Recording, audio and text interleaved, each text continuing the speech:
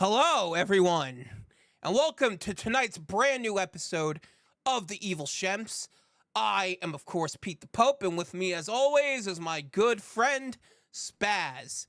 Now, tonight, we understand that a lot of you out there, including ourselves, are pretty distraught given the current circumstances, you know, um, with everything that happened on was that Monday or Tuesday? I can't remember now. This shit's fucking driving me nuts. I don't even know anymore. Was hold on, Spaz. Hold on. Wait, you can't summon him yet. Hold on. I didn't even say him. I didn't even announce what we were doing yet. Hold your horses, Spaz. Now, come on. We don't want to summon the Hell Lord prematurely. So, as we were saying, we've come up with a plan to ease the situation. We're gonna summon Pinhead here to see if he can help take care of the Orange Menace. So if you just give us a moment here, I'm gonna full screen Spaz. As you can see, Spaz has his lament configuration, and yeah, we're gonna get started right now. Hold on, Spaz. Just hold your horses. Okay, and here we go. Ready, Spaz? Ready to summon Pinhead?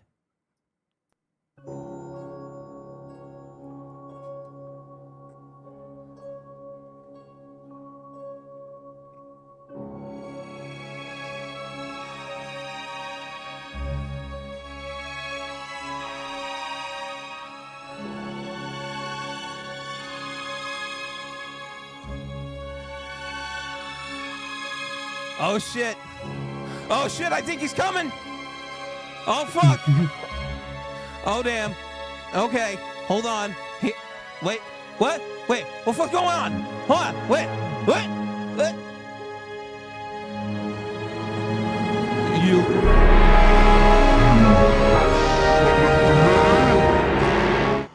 Have you summoned me, Spaz?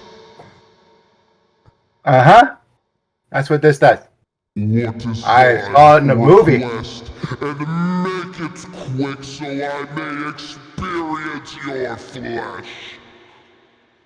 I want you to send Donald Trump on a sightseeing mission through the labyrinth. Labyrinth. Yeah, the labyrinth. Yeah, Yeah, I figured it has as much pleasure as he's given all of us over the years. Yeah, you could show him some of the pleasure. Well, let's just say, his suffering will be legendary even in hell. Very well, Spaz. I accept this bargain, and I shall pay a visit to the one called Donald J. Trump. Yes, I have such sights to show him. Very well. Then I shall leave you now, Spaz. And, Oh boy. And here's Pete back. Okay, I'm gonna back on. Okay, alright, bye.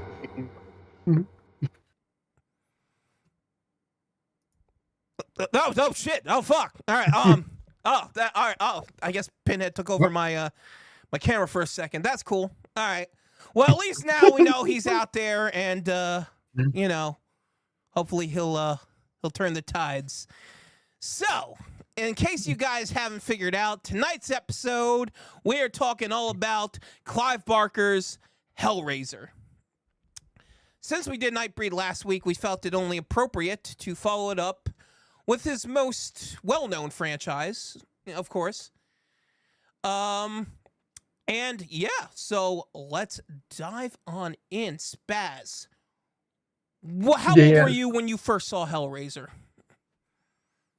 Better than I was supposed to be.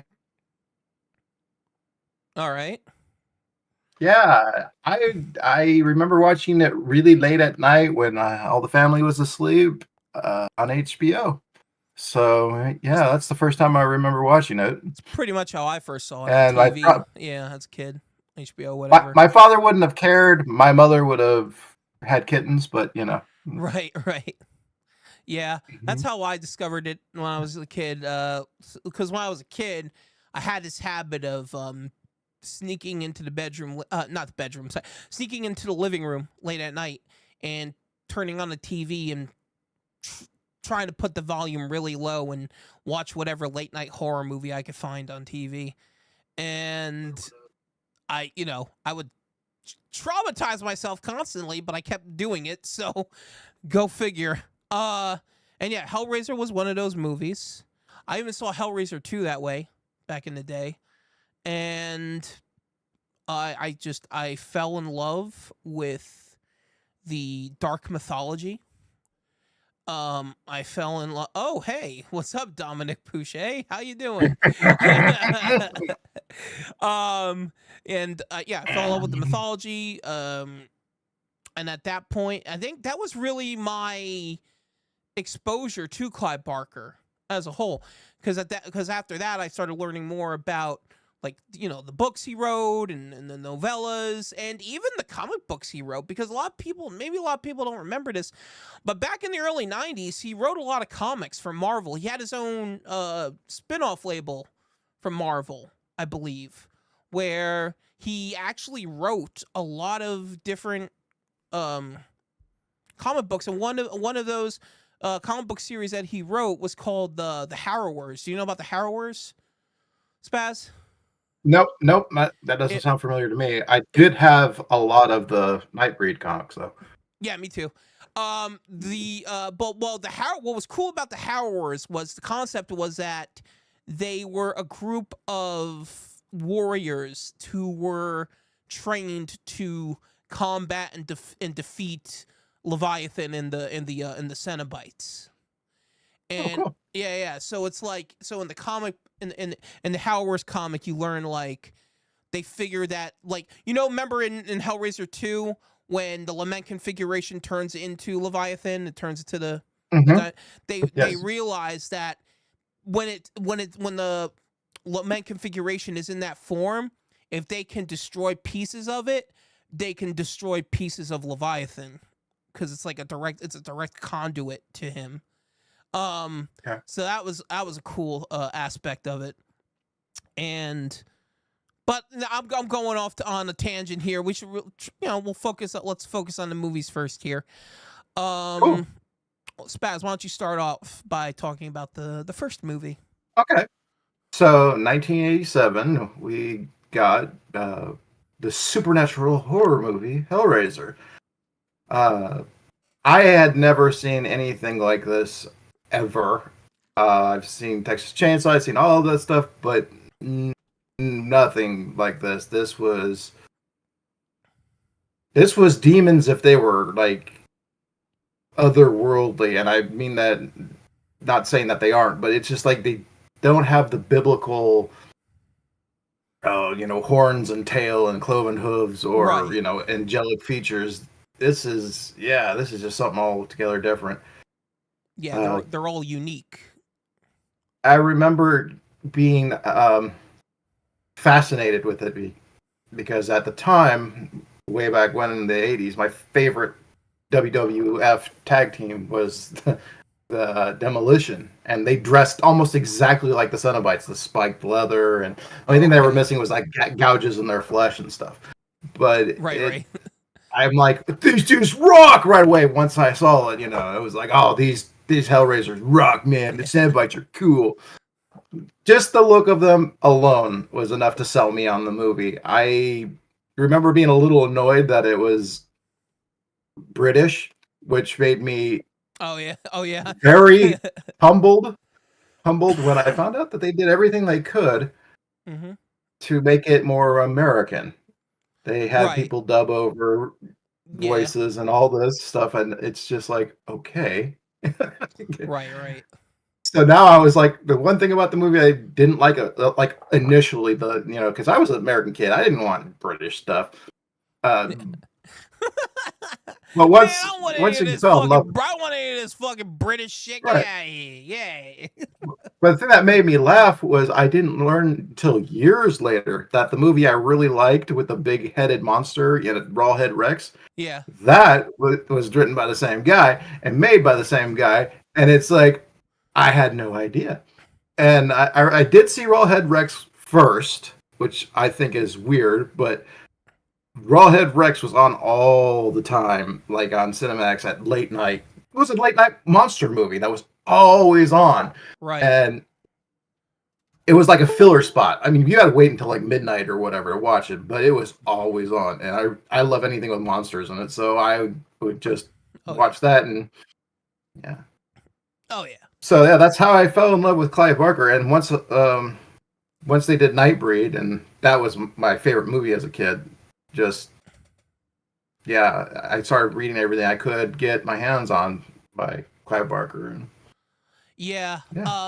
Hellraiser was definitely that for me, like I said. And I actually, like, when I was a teenager, I kind of became like obsessed with like Hellraiser lore. That's how I ended up reading all the different comics and all the different spin-off comics and stuff like that. But then after the first one, they made the second one, which is actually my favorite Hellraiser movie. That's pretty good. I think I love the character of Dr. Chenard. I think he's such an interesting character to become a Cenobite, you know? I think it's funny that, you know, he gets a giant fucking, like, giant phallus attached to his head with a fucking... He gets constantly drilled. Yeah, with a blender drill fucking on yeah. But I also love that line too when he first comes out, when he first comes out, when he starts when they're done turning him, and he says, "And to think, I hesitated." Yeah, I think I also love the whole idea of when he uses the girl, his patient, the one who is great at puzzles. I love the idea that he uses her to figure out the lament configuration, and then when she because he's a coward. and then when she does summon the Cenobites, like, instead of them going to her, I love it. That's another. Well, okay, so instead of like going to her, you know, Pinhead says to the female, he goes, "No, no, no. It is not hands that call us. It is desire." And I always thought that was such a cool aspect of them, where they're like, you know, they won't attack, they won't harm an innocent for no reason. It's like they do have some, you know, set of rules of conduct that they go about, where it's like, okay, this person was basically forced to summon us here, so they're an innocent in all of this, so let's go after the ones who actually did want us to come here. Now, of course, she ends up the girl who God, I hate that I'm forgetting the character's name. Hey, 1 second. One second. I got it. I have bad memory, but I take good notes. Let's see. So Tiffany, I think, is her name. Okay, Tiffany. I think you're right. Yeah, Tiffany. Yeah. So, but then of course Tiffany ends up getting caught up in the labyrinth as well, when when it basically takes over the hospital. So her and Kirsty form this kind of like big sister, little sister relationship, and I actually think they had really good chemistry in the movie, the actresses, as far as that type of relationship goes. And that drew me even more into the story. So, and of course, there is that famous picture of the deleted Pinhead surgeon scene. Well, now with the now the scene has been officially, I guess, been remastered. They put it on the Scarlet box set that I got, that has the first 3 Hellraiser movies in it. It was the set that Arrow Video did, and it has Hellraiser 1, 2, and 3 in it.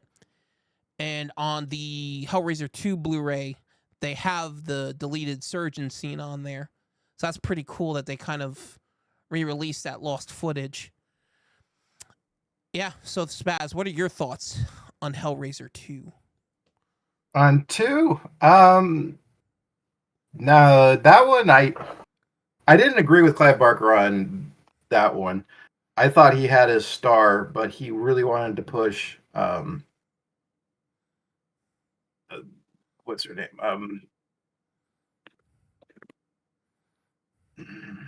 Julia. He really wanted to make Julia the main villain in the whole series, Right. and I didn't see her as the main villain. I saw her as a good villain. Don't get me wrong. I'm just Sure. Pinhead kind of outshined her in every aspect.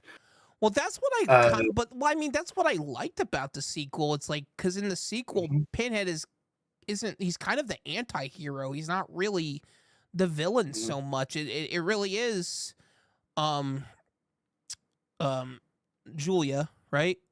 I keep mhm. forgetting that, but Yeah, yeah, Julia. Yeah, yeah. I mean, Julia yeah, is the main villain, and well, Clive Barker wanted her to be like they wanted to make a series out of the Hellraiser, and they wanted to make right, Julia the main villain. right, And the yeah. woman that played Julia didn't like horror at all. As a matter of fact, she walked out of the first viewing of Hellraiser because she just didn't like it. She acted in it okay, but she just didn't like it. She didn't like seeing Uh, herself in that type of yeah, movie, I guess. yeah.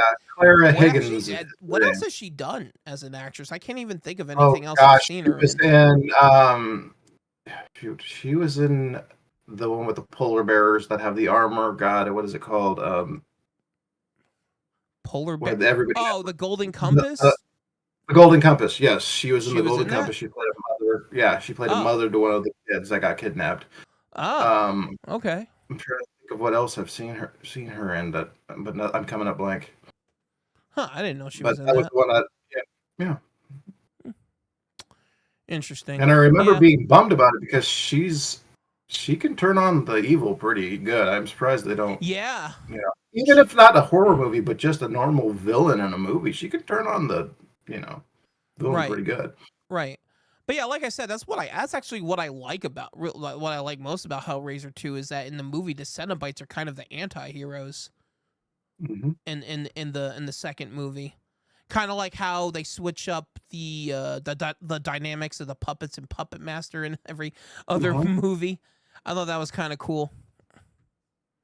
Yeah, Yeah. I do like having a heroine and a villainous woman. Just I like that because I don't think we see it enough. I should see plenty of villain women, plenty. You can Hmm. go crazy looking that up. But when you have both characters, both the hero and the villain being women, that's something else. That's something I don't say it wouldn't say it would be almost impossible, but it's not very often. Usually a guy versus the evil sorceress or, that sort of thing. Right. Sure. And then she says that line like to Kirsty when Kirsty tries to hit her. Mhm. Take your best shot, Snow White. Mhm. That was good. I love that line. Yeah. Yeah. Oh, sorry. Go ahead. No, I was just gonna say that one of the interesting things I found out by looking up stuff was that the box has so many different names.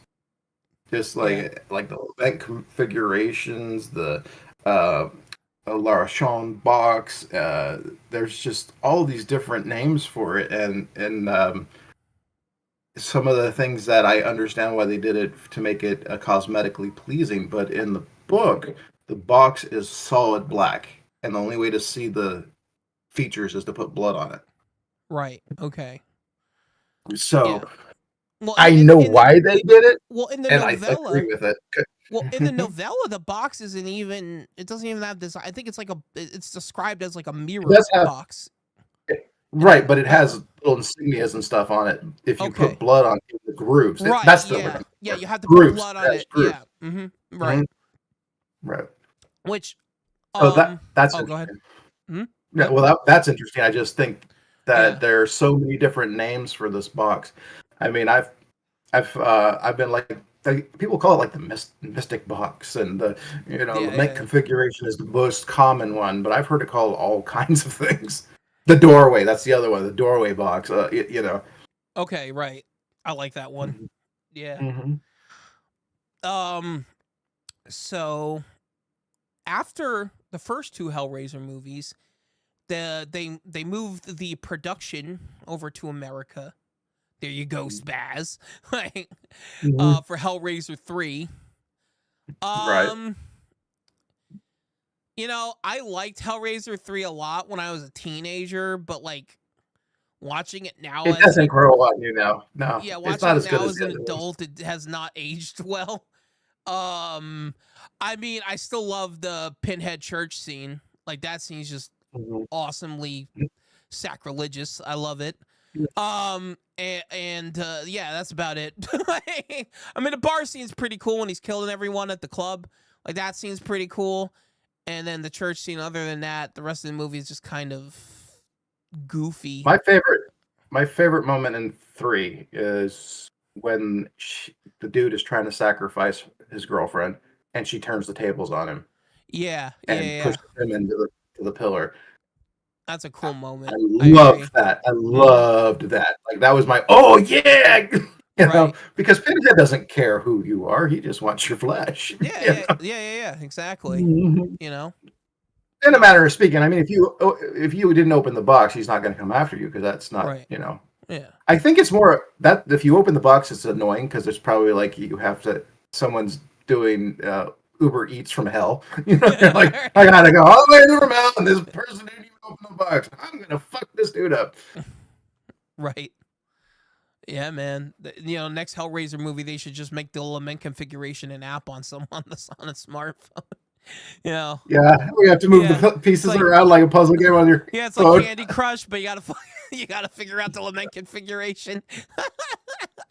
Oh god. Yeah. But yeah. So yeah, 3.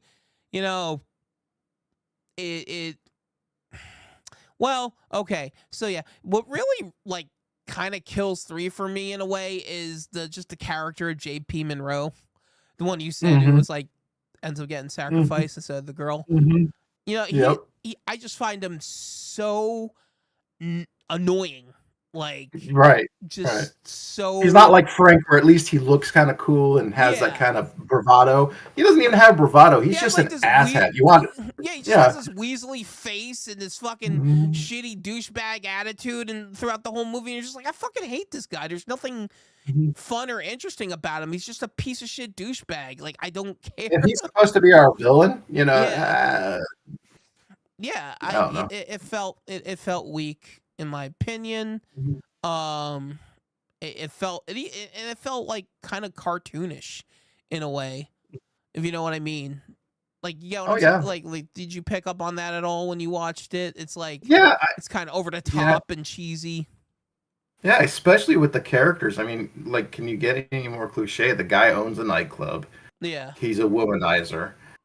His right. girlfriend is a homeless girl. It's like I don't even know. I don't even know where to go with that. It's like that. She depends on him, and he shits on her. Like that's like I don't know. Show me some dynamic because usually in an Yeah, abusive relationship, there was something there once. There was, but this guy has like no redeeming qualities, and that's another thing. yeah. He's not rounded. Eh, He's just the twirling the mustache.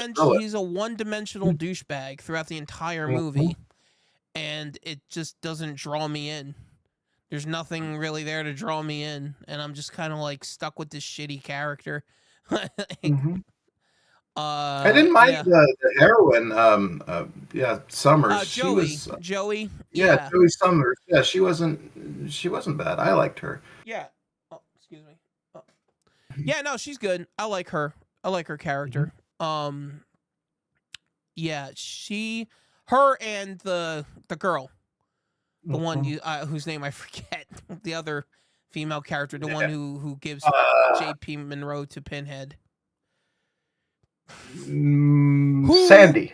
who was also the actress who played the female lead in Warlock, the Armageddon.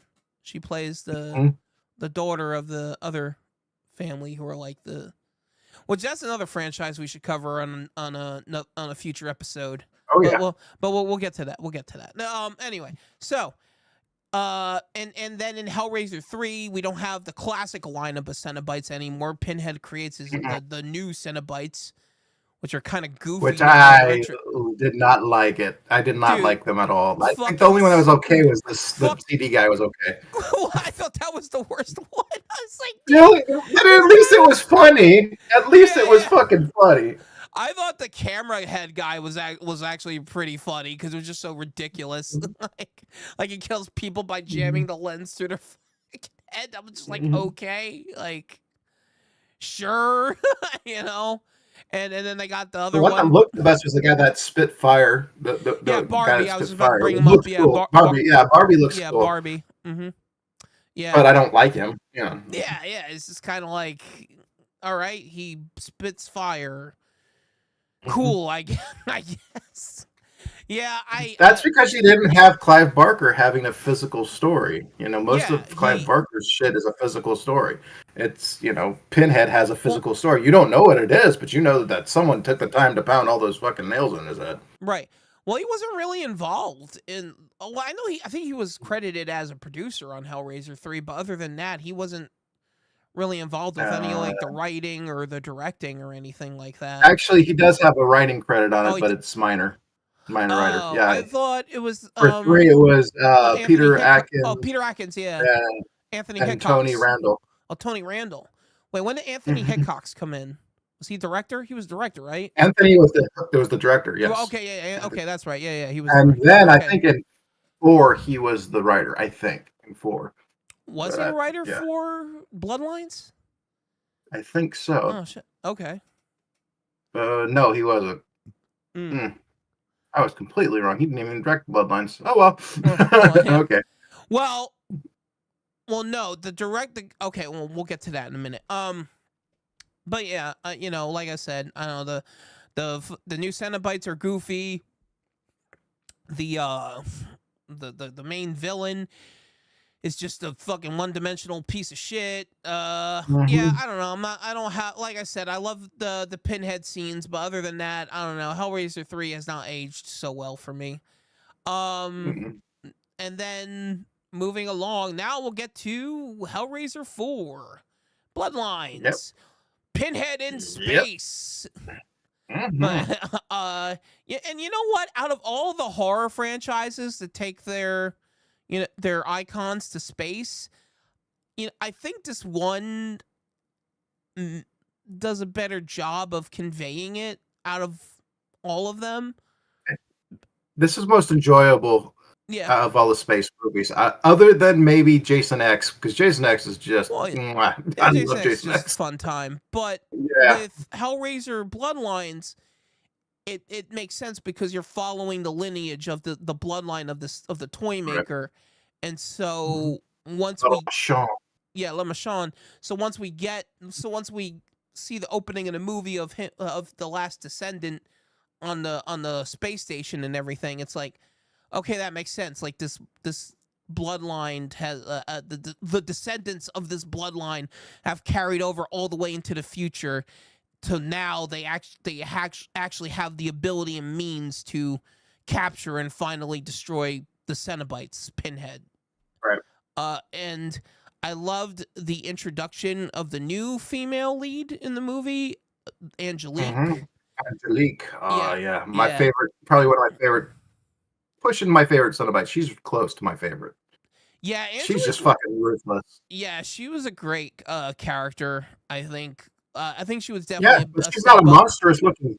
Yeah, She's not monstrous looking or anything. That's the only reason I would say yeah. that she's not my favorite, She because was she doesn't look like a right. monster. She She was. is a fucking monster. Yeah, she was definitely a step up from J.P. Monroe as like the main Hmm. antagonist of the movie for sure. Unfortunately, Bloodlines. I mean, I think the movie as it is a decent cut, but that whole production was a mess. There was a lot of footage that never got finished, that just got cut out in the movie. There's been some effort, although I don't know like how much movement has actually been made on it, but there's been some effort for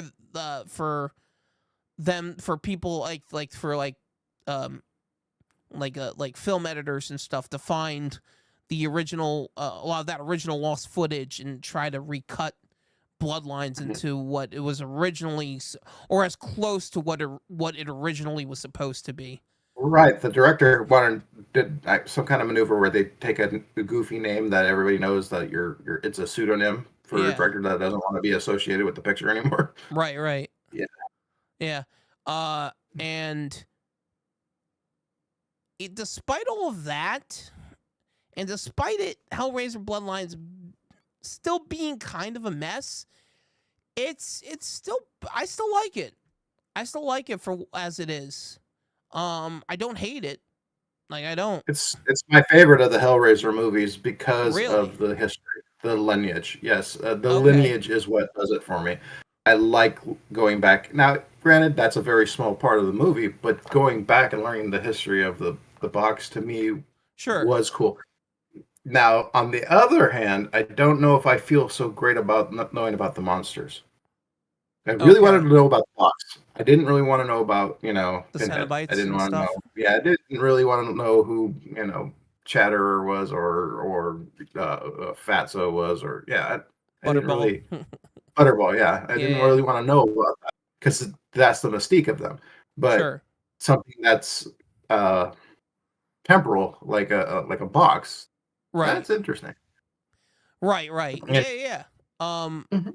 Yeah, no, I like that aspect in as well. And it that aspect definitely carries the movie for sure, as you're following its creators, like I said, as you're following its creators lineage throughout the centuries. It And does get a little worse during the later periods. yeah. But like the first little bit of the movie is just awesome. And then you have that one amazing scene with Angelique where she's like, Mhm. I want to go to LA, and he says, well, we're not going, and she goes, don't you want to know why I want to go? And he's like, Oh, you mean you Adam know, Scott's character? yeah, Yeah, yeah, yeah. yeah. It's just like, don't you want to know why I want to go? And he's like, no. And he's like, well, you broke the first rule. Don't stand in Hill's way. And then she starts torturing him. I'm like, Yep. yes! Yep. Yeah. Yeah, Yeah, that's a that's great like my part. favorite scene. Yeah. Yeah, yeah, yeah. Because, for like that many centuries, she's been eating shit from this little puke. Right, right. Hmm. Yeah. No, that was great. Hmm. And I even thought the guy who played the magician was an interesting villain. I liked how he Oh, yeah, I liked portrayed the him. magician. Yeah. That's his. It's, What's his name? What's his name? Adam Scott is the actor's name. I know, yeah, but I meant the Jacques guy who plays. Delachère. Let me see. Oh, wait a minute. I believe Lamont. Uh, Duke. Geez, I'm gonna. Leos. This guy who played the magician. Well, that's the name of the guy. His Oh, gotcha. name is Mickey Cartrell. Mickey Cartrell. Okay, interesting. Yeah. All right. Yeah, that Yeah. dude was a sick. He played the sick, like, yeah, Yeah. that dude you see in Yeah. the crowd. You don't have to hear him even speak. You're like, yeah, keep Yeah. him away from me. Yeah. This guy's a creeper. Yeah. But yeah, he played a creeper really fucking well. It's like, He uh, looked like he had so much fun doing it too. oh yeah, I bet he had a blast. Mhm. I get, and the thing about Hellraiser Bloodlines is that I guess they wanted it. They wanted it to serve as a ending to the franchise. I don't. Mhm. That's what it felt like, at Yeah, least. they wanted to be able to have a wrap up. Yeah, because I Yeah. think that oh jeez, I think everybody was just done.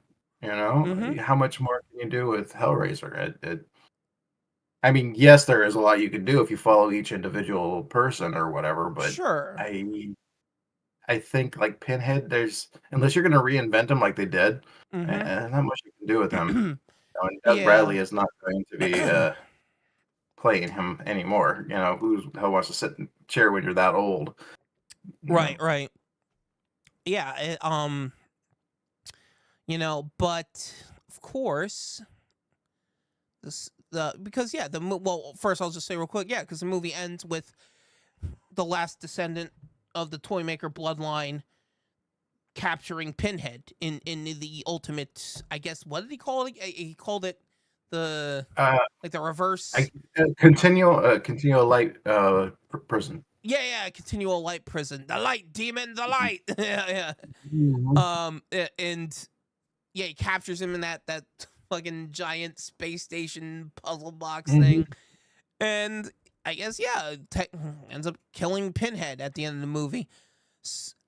Yep. And I feel like that should have been it. I feel like that should have ended that version of the franchise. Unless you But were gonna go with new Cenobites and new stuff, right, but of yeah, course, I could. oh, Mhm. I was just gonna Go ahead. say, but of course, if it makes money, we can't have that.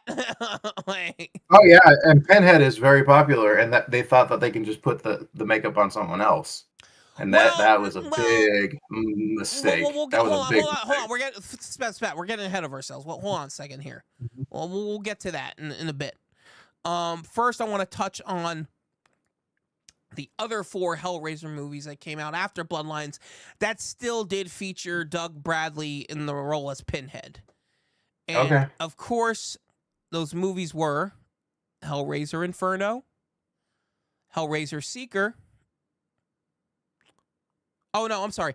Hellraiser Inferno. I always get these fucking names screwed up. Hellraiser Inferno, Hellraiser Hellseeker, Hellraiser Deader, and Hellraiser Hellworld. Wow, what great titles. Uh I know.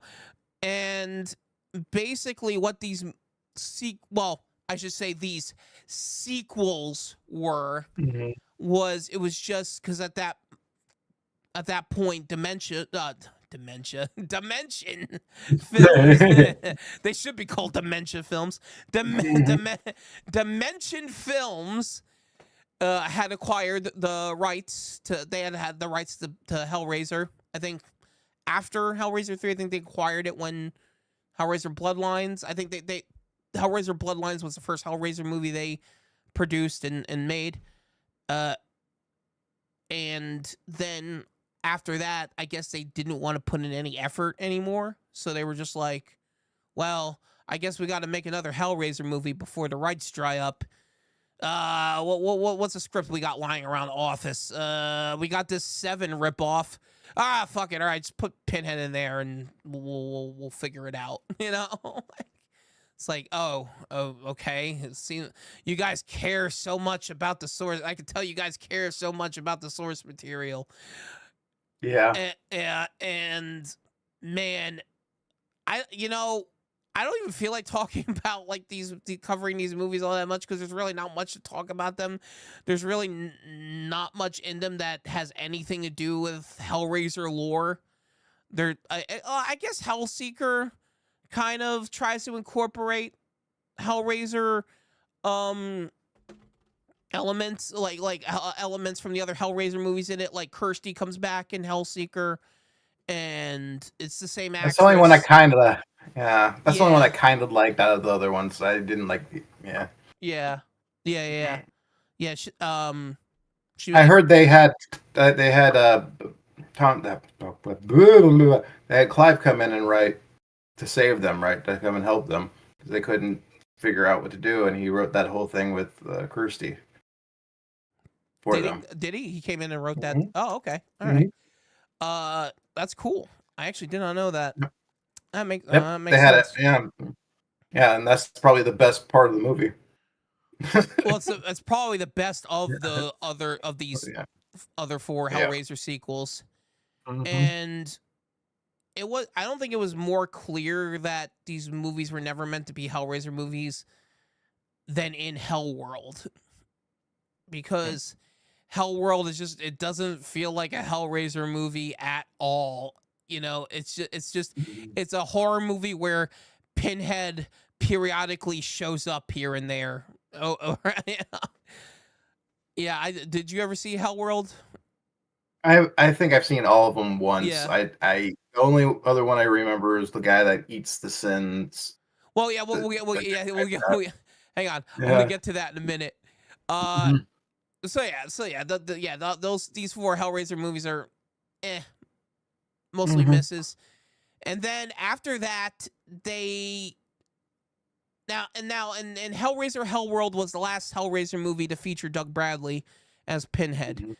So then next came Hellraiser Judgment, which they wanted to cast they wanted Doug Bradley to come back as Pinhead, but it was such a shitty production that he refused. He didn't. I think he also said he didn't like the script. They sent him the script, and he said, "This, I don't like this. I don't want to be a part of this one." Wow, And considering of all the other ones he was in. yeah, right. Well, I think it was that. Also, I think it was also like, just the way the production was was being ran, and it was a low budget rush production. I think there might also been some type of scheduling conflict. I'm not exactly sure what all the reasons were, but for the most part, from what I understand, he did not like the script, and he saw the writing on the wall. So they ended up recasting him in that movie, and I forget the name of the actor who plays Pinhead in that, but man, does he look like dog shit. He looks like fucking Wish.com Pinhead. It's Other terrible. man. Yeah. It's Pin Man. Yeah. Yeah. It does look like he has pleather on. I'm sorry. It just it looks really like he does. has pleather on. The makeup is terrible in it. Yeah. You expect someone to come out from behind this curtain and go, right. And what sucks too is that Hellraiser Judgment actually was the first time they conceived an original script for a Hellraiser movie, but man, was it dog shit. Yeah. So did you saw Judgment, right? I mean, you've seen all of them, right? Yeah. I've seen all of them at Yeah. least once. I can't say I've seen them more than once, but I've seen all of them at least once, and all of them are kind of conglomerating together. I remember the one in Mexico. I remember. Yeah. Judgment is fucking awful. Just, yeah. So then, or not Hellraiser Judgment. No, wait, fuck. Was it Judgment? See, now I'm getting confused. Hold on. Because wasn't Judgment the next one? Man, I keep getting all these stupid Hellraiser sequels mixed up. Well, there are enough of them. I mean, they outdid Return of the Living Dead, and that's saying something. Hold on. Let me, because now I'm like, wait, hold on, because now I'm like, wait, I'm getting the name wrong. Mm-hmm. What the fuck? No, Hellraiser. Oh goddamn! What was the name of this fucking stupid sequel?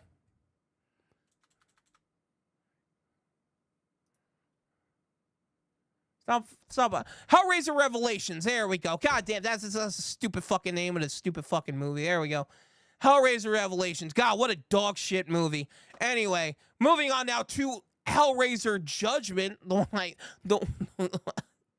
the movie that is called Hellraiser Judgment. That's the one where the big fat guy comes out and he's like, "Child's tears." He fucking pours it on the fucking paper and starts eating it. And I'm just sitting there watching the movie like, what the fuck is going on here? that scene made me laugh hard. It made me laugh too, just because of how fucking ridiculous it was. Yeah. Oh yeah. No. And then he vomits it up into the sink, and it's just like wow, man. And now instead of having, instead of having like cool Cenobites, he just has like cut face dude. It's like this guy just has cuts all over his face. Like, wow. Okay. Now I will say this: they did recast Pinhead again in this one, and I'll say that the actor who played him in this did overall look better in the makeup than the previous one. Still, well, you don't even see him that much. Yeah, so still no Doug Bradley, but he did a halfway all right job, in my opinion.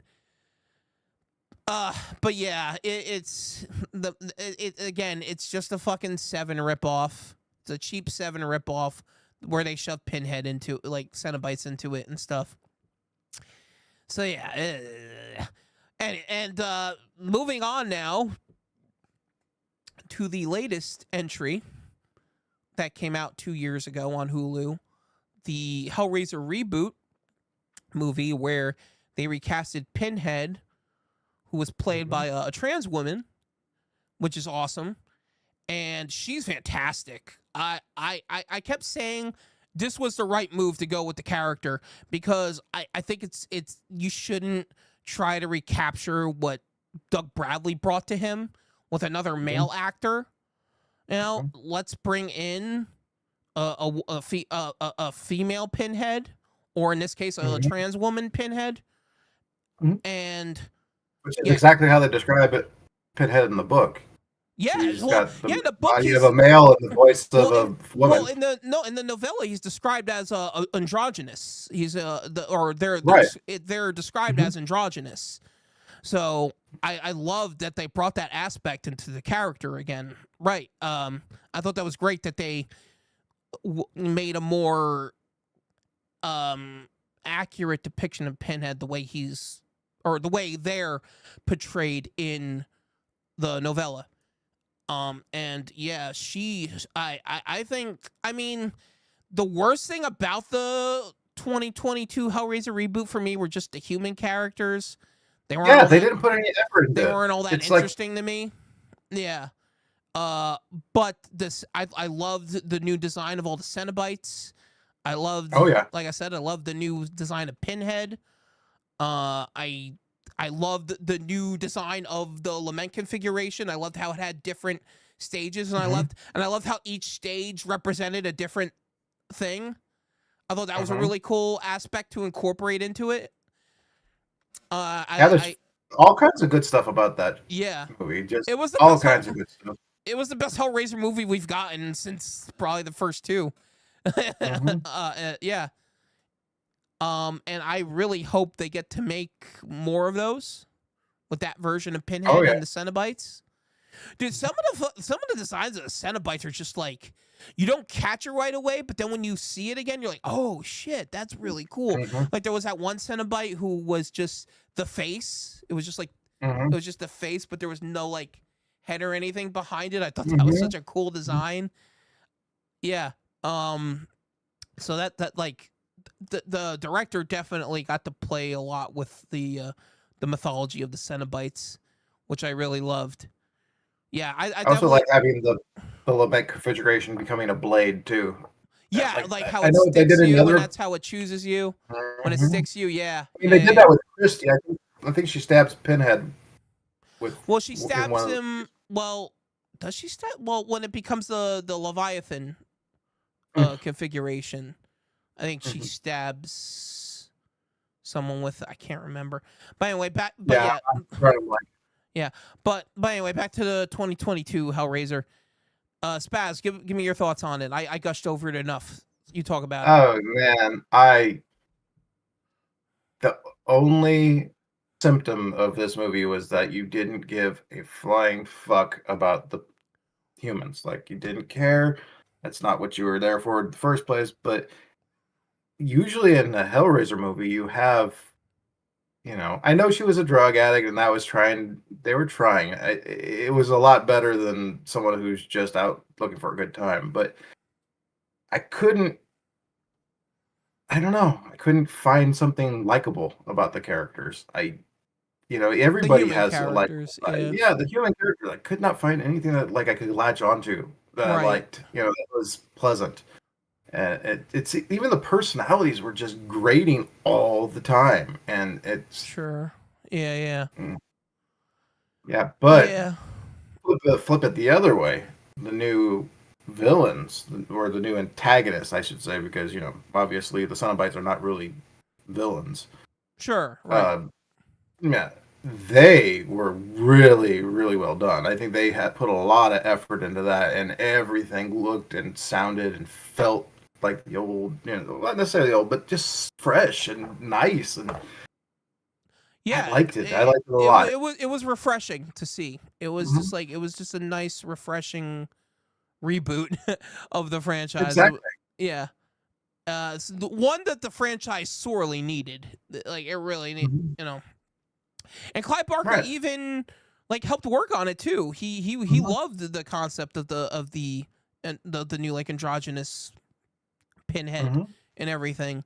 To the point where he didn't he write something featuring that version of Pinhead? I think, or I don't I think he. remember I have to honestly. look it up, but I know he did something involving that version of Pinhead. I should have done it before the show, but anyway.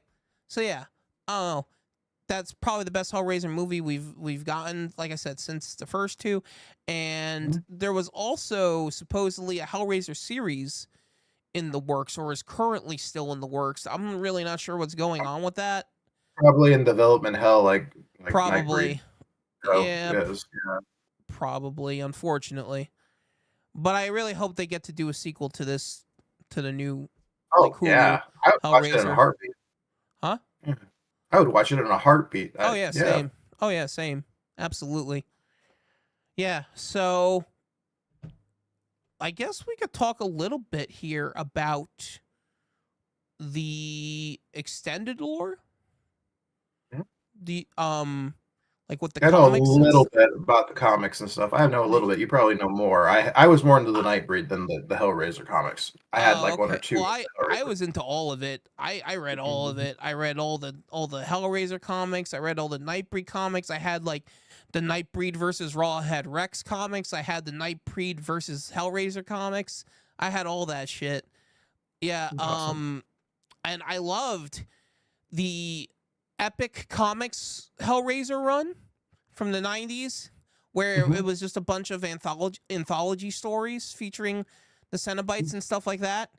And there was a lot of great comic book artists and writers that I love who did a lot of the stories in those books, including Mike Mignola. He wrote and drew a Hellraiser story in one of them, probably my favorite. Mhm. There's another great one too. I forget who wrote it, but it's a story about this guy who's like a composer, and he wants to write like the ultimate like the ultimate, you know, the ultimate symphony, but Mhm. he just can't get the inspiration, so he seeks help from the Cenobites to give him the inspiration, and they tell him like put like a bunch of nails and like Mhm. broken glass and stuff on a door, on like a, take it off the, lay it on, take it off the hinges, lay it on the ground, and drag your body across it, and then the blood that comes from your body from those wounds, let it pour onto the pages of your music, and your and he does that, and his blood starts forming the music notes on the pages, and he takes it Cool. to the, and then he takes it that night to his concert, and he plays the songs on the written in his blood on the pages, and it summons the Cenobites, so they show up at the concert and just take everyone away. Yeah, that one always stuck in my head too. I love that one. Yeah, there was a lot of great stories that they did in those comics with the Cenobites, and the ones that I wish that they had adapted into movies instead of what we got with the later Mhm. Dimension sequels.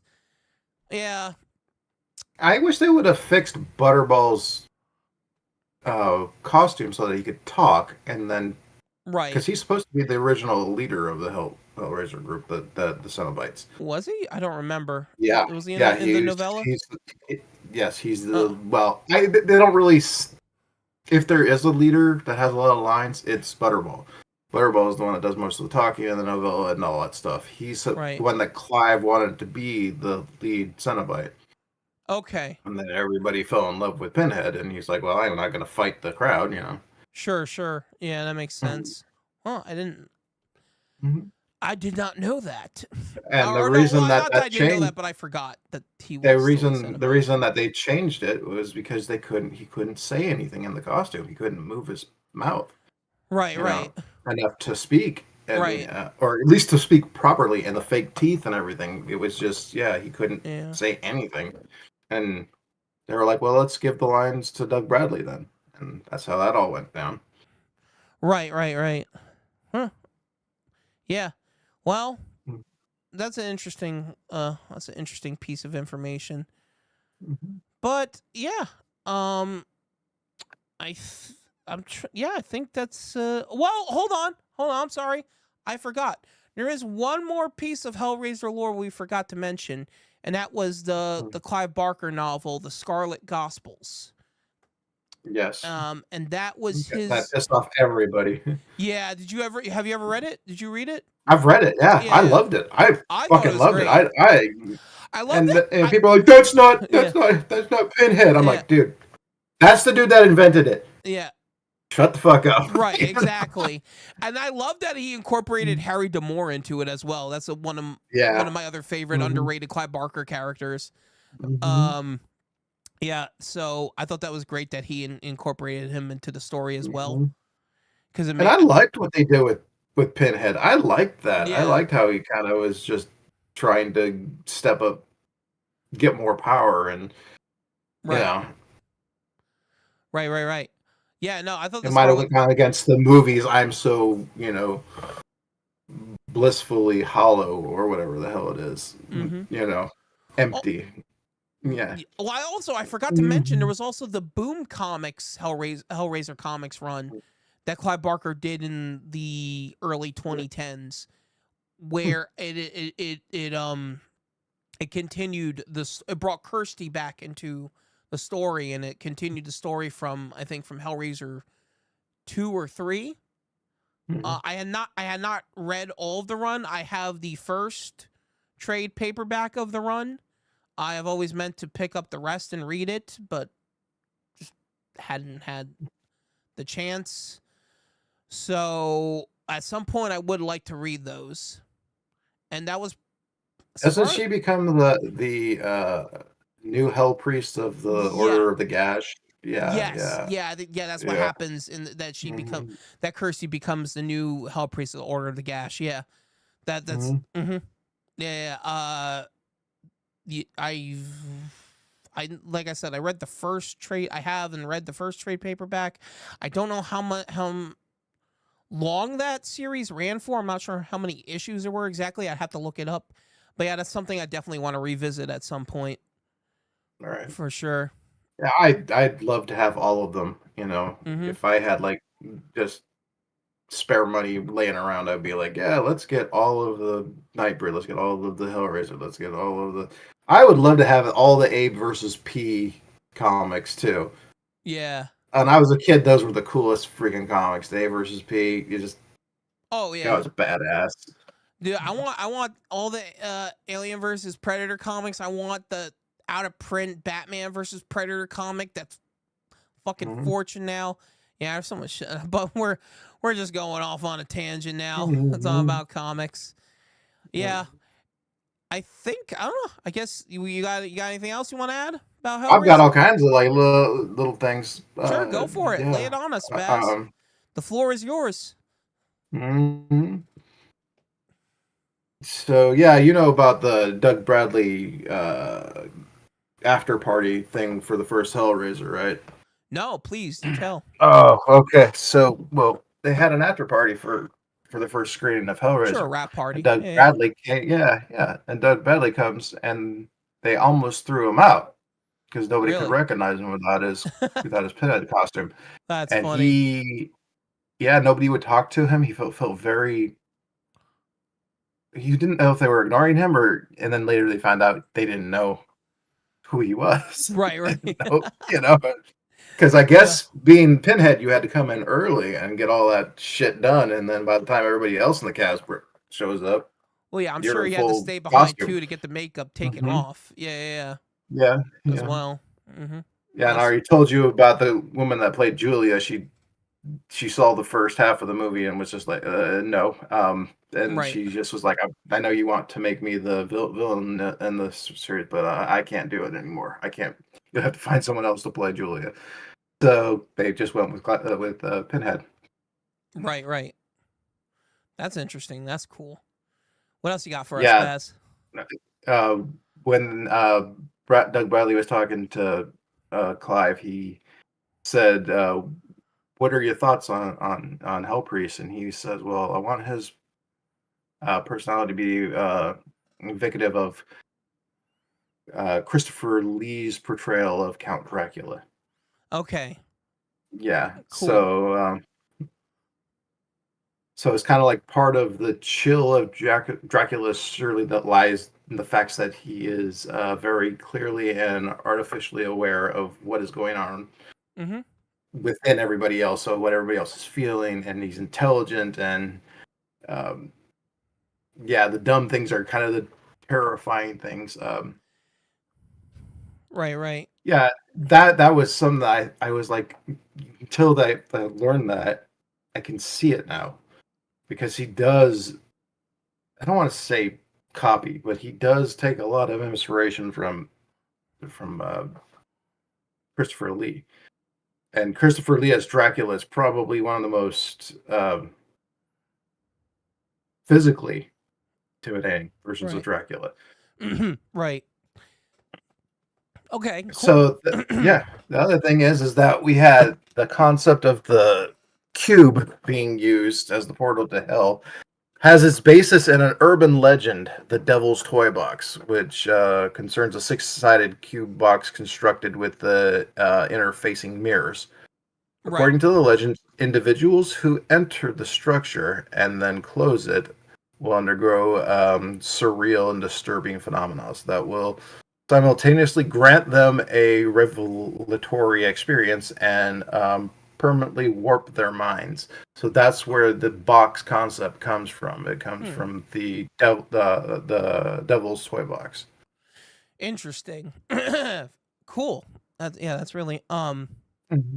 huh. All right.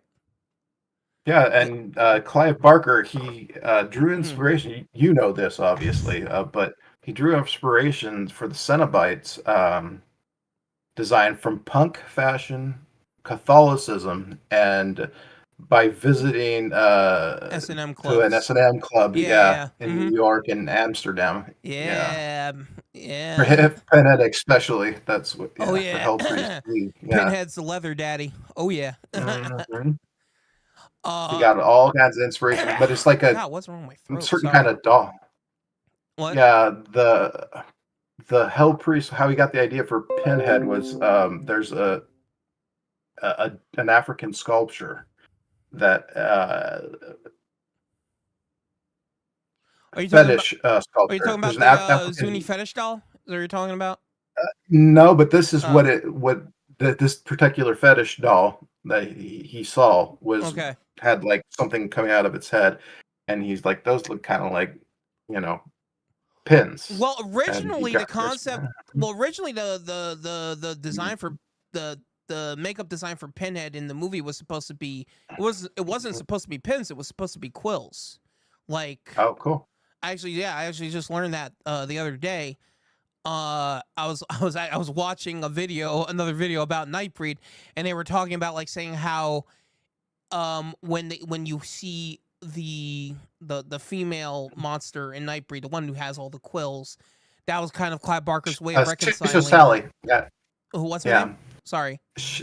I can't speak. Cheshire Sassy. Yeah, I Shusher can't pronounce it. Sassy. Yeah, Yeah, yeah. I always forget her name, but yeah, Shusher I Sassy. can't pronounce it. Yeah, all It's right. tongue tied for me. Yeah. Yeah. No, I got you. Hmm. Yeah, sure. So yeah, well, as I was trying to say, her character was kind of Clive Barker trying to reconcile that makeup design because it's like, well, I didn't get to put pin because they ended up going with pins for Pinhead's makeup in the first Hellraiser Hmm. movie because they had a small budget and it was hard to get the Hmm. makeup right with the quills, so they just Oh. opted for the pins. Yeah. Yeah, another thing that we go back to Julia not wanting to be in any more of the film. She requested being killed off in part two. Um, so when the pillar comes out, originally it was supposed to be her face that was in the pillar. The very end of the movie where she comes out of the bed. It wasn't supposed to be the vagrant. It was supposed to be her face. You know. Okay. Cool. Mm, Yeah. Uh, So what? sad that we couldn't get her. It was sad that we couldn't get her for more. Think she would have been fun to have as a villain. Yeah. Yeah. Yeah. I agree. Um. So with I would also like to say real quick, I forgot to mention this in our Nightbreed episode last on Sunday. That I actually got to meet Clive Barker back in 2018 at a horror convention, and he was the nicest, sweetest. It was one of the best. It's the type of interaction you hope for when you meet one of your idols. It's just like he was so nice. He came in, he gave me a big hug. He was like, "Oh, how are you? Hello, yes. What's your name? Peter. Peter, such a pleasure to meet you." I'm like, "Clive, I fucking love you." You know, like, um, yeah, and like Yeah. I told him like I adore Nightbreed. You're one of my biggest inspirations as a writer and filmmaker. And he says, I love that. I can't wait to see what you put out into the world. I was like, I fucking love you, Clive Barker. I Oh, I yeah, don't blame you. I gush over him because I love his yeah. art. I love everything. I could pretty much buy anything that Clive puts out. You know, Oh yeah. He's one of the best. He's one of my favorites. So, with all that being said, Spaz, you got anything else you'd like to add? I've got a lot of little Well, keep little going, man. trivia Don't shit let if me you want. stop your Oh, okay, shit. okay, okay. So yeah. See which one we got here. Oh, so in Hell on Earth Part 3, the end of this screenplay has Pinhead and Elliot. Elliot's the human version of Pinhead merging Okay. into one.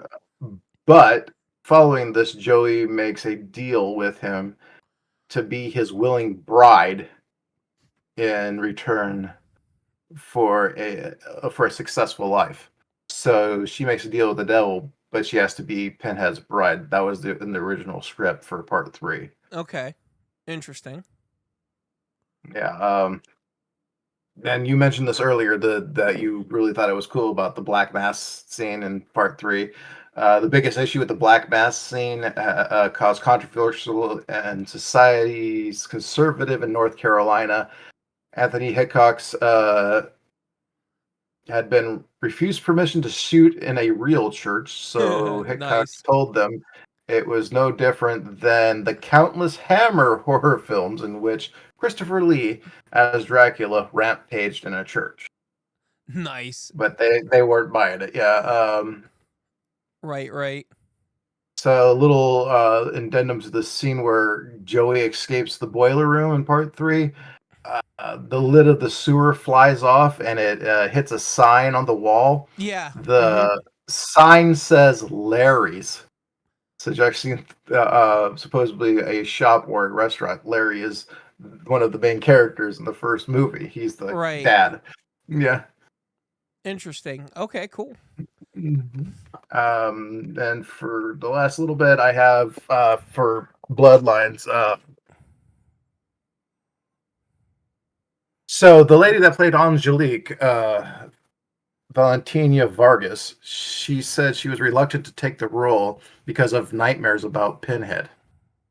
But Okay. she soon became interested in exploring her character's seductive and evil nature. And God, thank God she did, because she is one of the greatest Cenobites in history. Oh yeah. Originally the demons summoned through a black magic who commissioned the Lamont configuration. Lament, sorry. No, I got Her you. originally was changed to depend on the box. So she originally was summoned by the box, not what they had, Right, right. where she possesses a human body, Mm-hmm. or the skin of a human body rather. Sure. Cool. Yeah, so there's Kim Myers as Bobby Merchants. That's the wife in the middle of the movie. The family uh, was written to mirror Larry from the first movie. She's supposed to be Okay. reminiscent of Larry because she's a spouse that's involved with it, and someone that's supposed to be a infidelity and all that stuff with a demon, no less. Um, Sure. Right. Cool. All right. Yeah, and you remember that big Cool. freaking dog thing? The From dog with the the chattering Chatterer teeth? Beast. Yeah, Yeah, Chatterer Beast. yeah, Yeah, from that Bloodlines. chattering beast. Yeah, they said that was supposed to be the remains of a dog and a man after a car accident. That's what their inspiration was for making that. And I always thought it That's was cool cool. looking. Yeah, I thought it Mhm. was a cool design for sure. Nice. Well, all right. Yeah, Yeah, and that I think it's cool that all of the generations that go through with a box and everything in the movie, all of them had a weakness. The toy maker who actually made the first box, he fell in love with Angelique when he had a pregnant wife at home. So that, and because he made the box, his whole Right. bloodline is cursed forever. Right. And the second movie, same thing. The toy maker falls in love with Angelique, and he's married and has a baby, or has a kid at home. And they finally get back into space, and this is the only guy who has no relationships with anyone. Right. And he's like, "This ends with me," This end, Yeah. Yeah. So I like that about the bloodlines.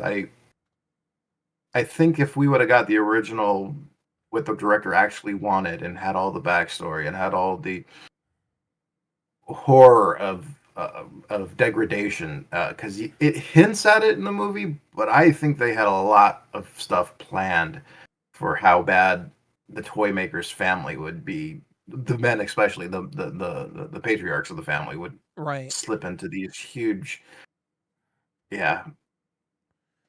Right. Okay. All right. Well, is that all? Is that the all notes you got? Just one more. In the alternative script, Adela Isles invites 8 gamblers to his home to play a game with Yes. Angelique. That was The game, actually that was actually uh one of the deleted scenes from the movie yeah, where they did not finish the VFX for it in the film. You can actually, I think you can yeah, find that deleted scene on YouTube. I think. cool. Yeah. Yeah, the game involves solving the puzzle box, which Right. ends with Angelique transforming them into pseudo Cenobites. Yeah. Right. Yep. Yeah, I remember seeing that deleted scene, but they didn't have any of the it was part of the work print, so there was none of the effects Mhm. added to it really. It was just I really like Angelique. I think she's like that. yeah, I wish they had kept her as a villain, Mhm. but oh well. What are you gonna do? She is a great Yeah. concept for like a new like female like villain, Mhm. Cenobite villain. Yeah, for sure. I wish they'd bring like a new version of her in the new Hellraiser Mhm. movies. Like maybe they try to Yeah, incorporate her into the sequel of the Hulu Hellraiser. that would be cool. Yeah, Yeah, I can't say enough good things about the Hulu, except for maybe do a little more work on how to make us commiserate with, the human or at least, characters. Yeah, yeah, make us feel for the human characters, because yeah, you don't fear monsters, you fear what happens to people. And if you don't got a connection there, it's gonna feel a little off. sure. Yeah, I agree. Yeah, hopefully they incorporate like better characters into the next one for sure. Yeah. Yeah, And I've always enjoyed all of these movies. Well, I shouldn't say all of them. I've enjoyed the first 4 a right, lot. right. And Yeah, then the same. remake, I watch the remake from time to time. I dig the remake.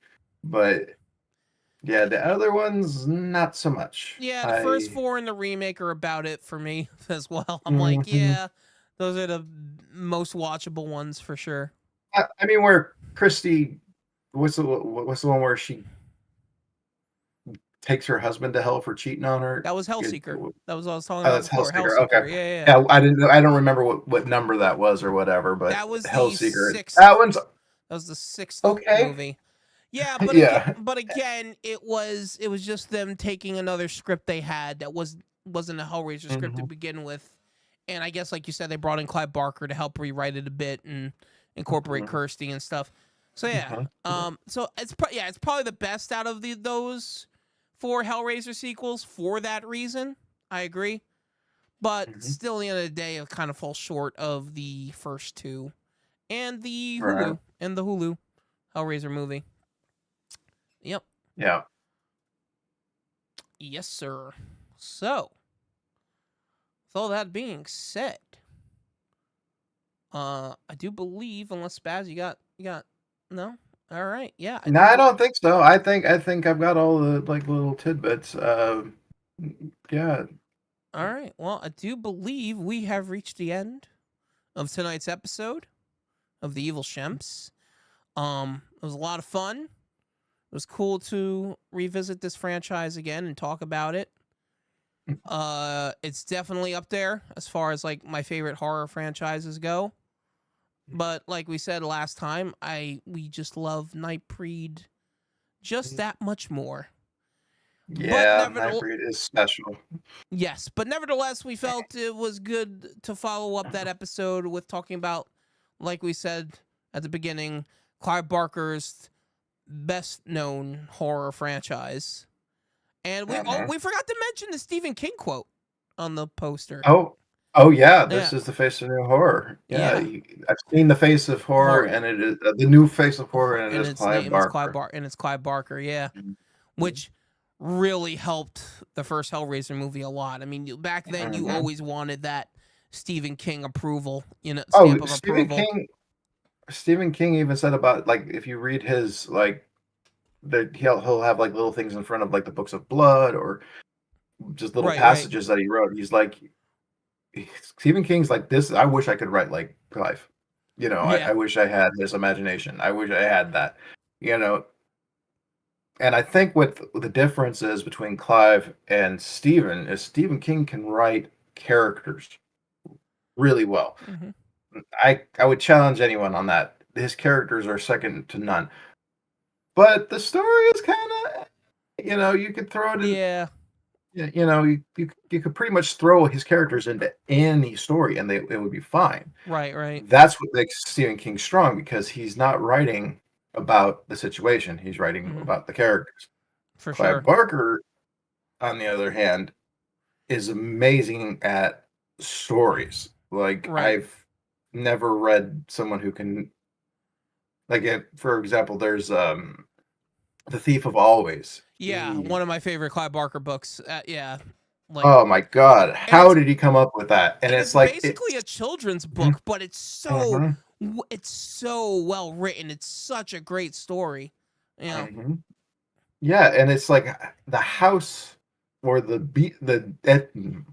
entity that is the house is the villain, and the villain is making the kid disappear by giving him everything he wants. Right. And it's just I just that's wow. Well, yeah, that's out there, man. It's a djinn in the story. You're right. Right. Yeah, it's a djinn. Yeah, it's a djinn. Yeah. It's sort of a djinn. Yeah. But he exhausts the djinn by wishing for everything under the sun, and the djinn eventually becomes weak, and he can defeat the djinn. Yeah. It's just so good. I wish we could get an adaptation of that. And I'm still waiting for I'm still waiting for an adaptation of Pig Blood Blues. Speaking of books of blood, I really would love to see an adaptation of Pig Blood Blues. Yeah, or How Spoilers Bleed. That would be fucking awesome with the technology that they have now, where you like slams the door and all the dust just tears that guy in pieces. Oh, that would be fucking bad. Oh, I would love to see that. Oh yeah. Did you ever see the Books of Blood? The new Books of Blood movie they did on Hulu? Yep.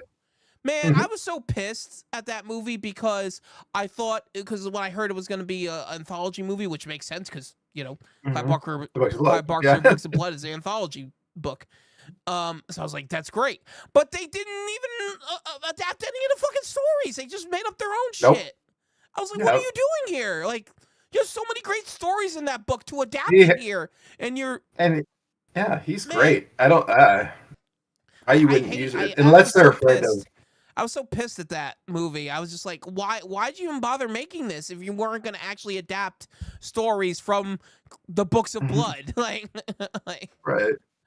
Yeah. Yeah, I don't understand either because I don't know. I mean, like, shit. I can't even think of a better story writer than him. Yeah. It's hard. You're done unless it's too much money to reproduce. But even that I can't think of because he has this one about like a bone ring, and it's like it's very simple. Blood Blues for relatively low budget, man. You don't need a big budget to adapt. And you could do How Spoilers Bleed. Yeah. All you would need is a set for fucking a jungle setting, and that's it. That's all you would need. Yeah, And then absolutely. everything else would be special effects, practical effects. Have the guy ripped to shreds by dust would be awesome. Right. Yeah. I guess, you know what? I guess we'll touch real quick because I doubt we'll ever dedicate an entire episode about Mm-hmm. Lord of Illusions since it's just one Mm-hmm. movie. But how do you Right. feel about the short story and the film adaptation? Well, I know that the Lords of Illusion is mixed or related to the three major ones, Everville and Right. what's the other two? Can't remember. The one about the wizards. Yeah, I can't. Yeah, I can't remember the Everville name and of other. it off the top of my But head anyways, right now as there's well. three of them that he wrote about wizards, and Right. that was one of like the Genesis, I guess, the very first early story, the Lords of Illusion. Well, I he brought Harry D'Amour into it as well from Mhm. I forget what was the original story that Harry D'Amour was featured in. I keep I forgetting. don't remember. I I gotta don't look remember that right up. offhand. Mhm. Yeah, but I love the concept of the character. I love the concept of like having like this kind of shoe gum Jesus gumshoe detective. Excuse me, like Mhm. having like this who gets thrown into these supernatural cases where he's just like he doesn't really Yeah. like want to get involved, but he just somehow gets enthralled into these supernatural cases, and he has to Mhm. like And face these eldritch horrors and entities and stuff like that. I just love that yeah, concept for like a detective story, you know. I also like that this wizards practice uh leisure domain and sleight of hands, Hmm. and do all this stuff that's considered our magic. And then when they Right. want to really wow someone, like the finale, they'll use actual magic. And I really like that because then there's like, well, how the hell did he do that? Well, he did with actual fucking magic. Yeah. I like that. And I also like the fact that, you get Swan and Yeah. Swan's a cult leader. He's a cult leader, and it's like he doesn't want his prized pupil going away. And Hmm. mm, I I like that. That I, sounds I always love the yeah. line he says at the end. I was a man who wanted to become a god and then changed his mind. Hmm. Uh, yeah. I would say Lord of Illusions is it's my probably my least favorite of the three movies he's written and directed himself, but I'd still say there's merit there. There's still a lot of stuff I Oh enjoy yeah, in the movie. yeah. Especially if they're going to do the Scarlet Gospels. That Yeah. perfect launching point. You think they're gonna bring Scott Bakula back? Oh, that would be hilarious, man. Because then isn't he supposed to be older in the Scarlet Gospels I too? think Isn't he so. supposed to be Yeah. older? Oh, Yeah. that would be perfect. Right. Oh man. But all right. I think it's about time we wrap things up here. Mhm. Unless you got anything else you would like to add, Spaz? Nah, not offhand, man. All right, No, cool. I'm Well good. then, you know what? Then yes, we are officially ending. I know we've said this a few times now, but we just keep talking about Clive Barker. We could honestly Mhm. just do a whole episode just about Clive Barker in general, just Well, his I'll story. gush about him for about Yeah, an yeah, hour just and a like half. his different Yeah, stories and all the yeah, novellas and yeah. novels he's written.